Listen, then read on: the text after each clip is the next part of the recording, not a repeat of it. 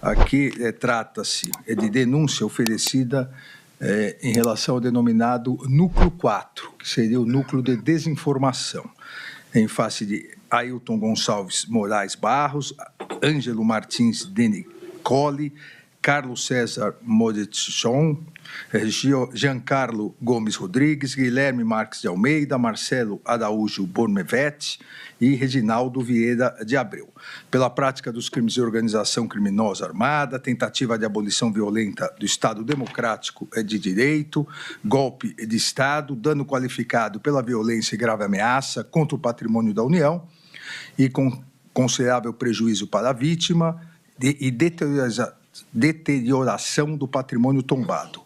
Tudo nos termos do artigo 29, caput, concurso de pessoas, e concurso material, artigo 69 também do Código Penal.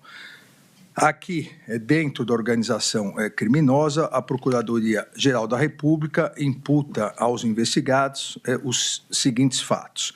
Inicia a Procuradoria-Geral da República dizendo que a responsabilidade pelos atos lesivos à ordem democrática recai sobre organização criminosa liderada por Jair Messias Bolsonaro, baseada em projeto autoritário de poder, enraizada na própria estrutura do Estado e com forte influência de setores militares. A organização se desenvolveu em ordem hierárquica e com divisão das tarefas preponderantes entre seus integrantes. A partir disso, em relação aos hoje denunciados, a Procuradoria-Geral da República diz que operações estratégicas de desinformação ficaram a cargo dos hoje denunciados. Eles propagaram notícias falsas sobre o processo eleitoral e realizaram ataques virtuais a instituições e autoridades que ameaçavam os interesses do grupo. Todos estavam cientes do plano maior da organização e da eficácia de suas ações para a promoção de instabilidade social e consumação da ruptura institucional. A natureza estável e permanente da organização criminosa é evidente, diz a Procuradoria-Geral, em sua ação progressiva e coordenada que se iniciou em julho de 2021 e se estendeu até janeiro de 2023. As práticas da organização caracterizaram-se por uma série de atos dolosos, ordenadas a abolição do Estado Democrático de Direito e a deposição do governo legitimamente eleito.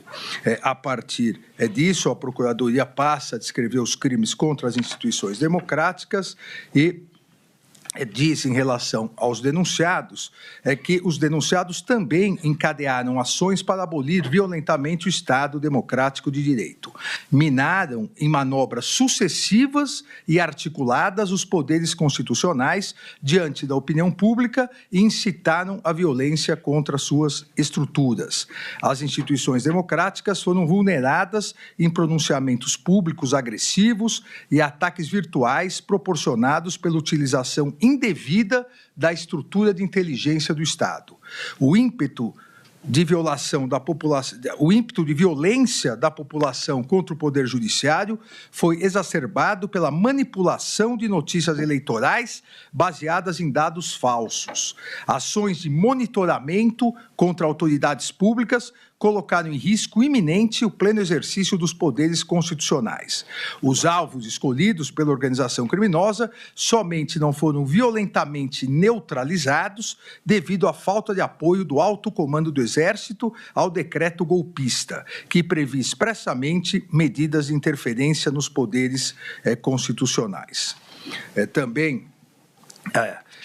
Diz a denúncia da Procuradoria-Geral da República que evidenciou-se que os denunciados integraram a organização criminosa cientes de seu propósito ilícito de permanência autoritária no poder. Em unidade de desígnios, dividiram-se em tarefas e atuaram de forma relevante para obter a ruptura violenta da ordem democrática e a deposição do governo legitimamente eleito, dando causa ainda aos eventos criminosos de 8 de janeiro de 2023 na Praça dos Três Poderes. E, a partir disso, oferece denúncia contra todos os hoje denunciados. Em 19/2/2025, determinei a notificação dos denunciados com cópia da denúncia, da íntegra da colaboração premiada e da decisão para o oferecimento de suas respostas prévias, de suas defesas prévias, no prazo de 15 dias, nos termos do artigo 4º da Lei 8.038. Também, todos se recordam, levantei o sigilo da colaboração premiada de Mauro César Barbosa Cid, com imediata digitalização e publicidade e entrega a todas as defesas dos denunciados. Em 19/2/2025, foram devidamente notificados Carlos César Rocha, Giancarlo Gomes Rodrigues. Em 20/2/2025, Ailton Gonçalves Moraes Barros foi notificado. Já o denunciado Guilherme Marques de Almeida foi notificado em 21 de fevereiro e Ângelo Martins de Nicole, 22 de fevereiro. Em 27 de fevereiro, por fim, foram devidamente notificados os acusados Marcelo Araújo Bornevetti e Reginaldo Vieira de Abreu. Em resumo, como também fiz nos outros núcleos, para facilitar a análise por Vossas Excelências, as principais teses apresentadas pelas defesas foram impedimento, suspeição e ausência de imparcialidade do ministro relator, apresentados por Ailton Gonçalves Moraes Barros e Reginaldo Vieira de Abreu. A incompetência do Supremo Tribunal Federal e, vencido isso, a incompetência da primeira turma, consequentemente a competência do plenário, apresentada nas defesas de Ailton Gonçalves Moraes Barros, Carlos César Rocha, Giancarlo Gomes Rodrigues, Reginaldo Vieira de Abreu. Diversas nulidades apresentadas por Ailton Gonçalves Moraes Barros, Carlos César Rocha e Reginaldo Vieira de Abreu. A nulidade da colaboração premiada, firmada entre a Polícia Federal e Mauro César Barbosa Cid, foi apresentada por Reginaldo Vieira de Abreu. Todos os denunciados apresentaram no mérito tanto a inépcia da denúncia quanto a ausência de justa causa para instauração da ação penal.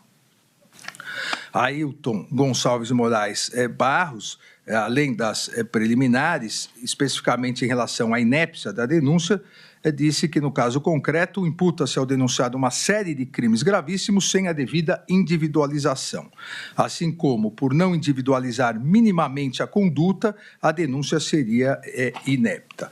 Da mesma forma, Ângelo Martins de Nicole, além das preliminares já apontadas no tocante à inépcia da denúncia, disse que, no caso dos autos, a denúncia é absolutamente genérica, vaga, imprecisa e omissa em relação à sua suposta participação, uma vez que a denúncia afirma de maneira absolutamente genérica que Ângelo Martins de Nicole integrou uma organização criminosa e que a sua atribuição seria de operações estratégicas de desinformação.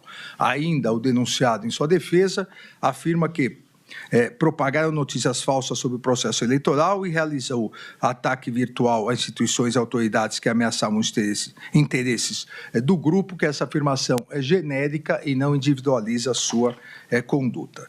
Também Carlos César Rocha, além das preliminares, sustentou que os crimes imputados ao acusado carecem de tipicidade, visto que não existe, abre aspas, não existe crime de conspiração no Código Penal brasileiro, exceto no Código Penal Militar, sendo os atos preparatórios indiferentes penais, conforme doutrina.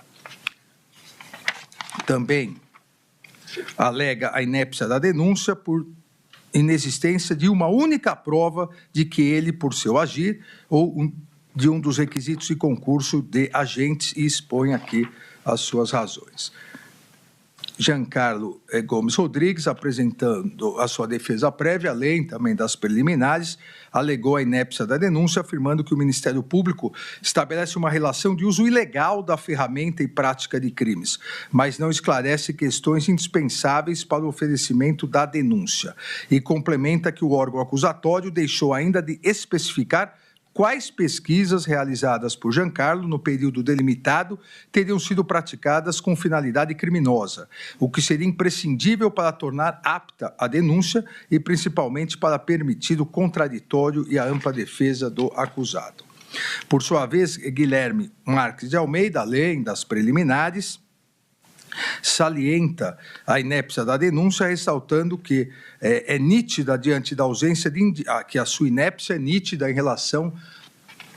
em virtude, da ausência de individualização das condutas e da ausência de justa causa, que a denúncia baseia-se em expressões vagas e genéricas com conteúdo falso, como conteúdo falso e antidemocrático, e questionar a legitimidade do resultado das eleições. Afirma ainda que nenhuma das mensagens ou links foram produzidos por Guilherme Marques de Almeida, afirma sua defesa, e sim reencaminhadas, cópia e cola, diz a defesa. Ademais, quando o Guilherme compartilhou os links, o mesmo sequer sabia que se tratava de fake news, vindo a tomar conhecimento só após a nota do TSE emitida em 9 de novembro de 2022.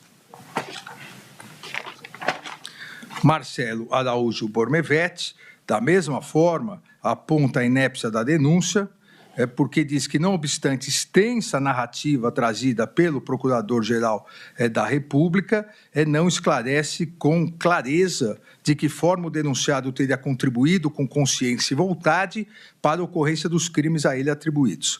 E também não esclarece como se estabeleceu o liame subjetivo entre o denunciado e os demais imputados. Reginaldo Vieira de Abreu, após a apresentação das preliminares já citadas, também diz que a denúncia é inepta, que a peça se encontra extremamente confusa, não demonstrando especificamente qual foi a conduta praticada, pois, diz a defesa, que os únicos fatos que foram imputados ao acusado foi o de imprimir um arquivo para uma suposta reunião que nem a peça acusatória foi capaz de citar que de fato aconteceu, além do fato de mandar uma mensagem por meio do aplicativo WhatsApp em desabafo ao seu superior hierárquico. Intimada nos termos do artigo 5º da Lei 8.038, a Procuradoria-Geral da República se manifestou sobre todas as defesas prévias, afastando as alegações das defesas segundo o seu entender. Em 21 de 3 de 2025, após a apresentação das respostas pelos acusados e a manifestação da Procuradoria-Geral, nos termos do artigo 234 do nosso regimento interno, solicitei a Vossa Excelência, presidente, dia para julgamento presencial para deliberação sobre a denúncia oferecida pelo Procurador-Geral da República em face do denominado Núcleo 4, Núcleo da Desinformação.